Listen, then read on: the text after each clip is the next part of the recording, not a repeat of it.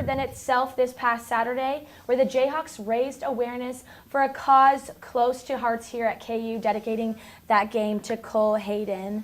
Guys, how did the game go? Well, as far as results go, we really don't know, because in fall ball season, what they do is they don't keep track of the score, but what we can tell you is what's going to happen in the spring season. So, Kev, let's start off with some storylines. Well, first of all, pitching is always a big storyline for this Jayhawks team. Last year, Andy Formby, start of the season, was the ace, and she stayed the ace all year long. Megan Smith kept her in that pitching role quite a bit, but she tailed off at the end because she had too many innings. You have too many innings, and you can't rely on one pitcher in softball, especially when you have a good core of 2 or 3 other pitchers with Formby that can get you and put up the same amount of innings. Yeah, they had a lot of other talented pitchers on the team that just never saw the playing field because Megan Smith loved playing Andy Formby too much. So let's go into hitting, Nick.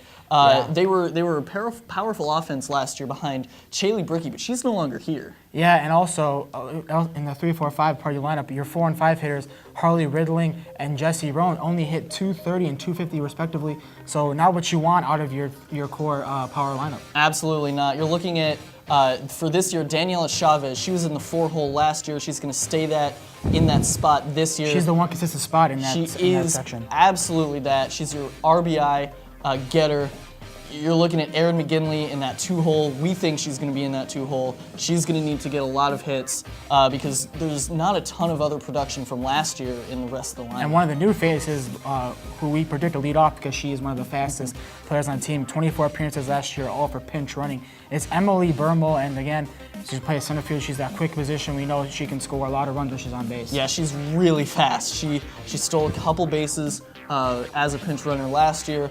Not a meaningful at-bat, not an at-bat, period, last year.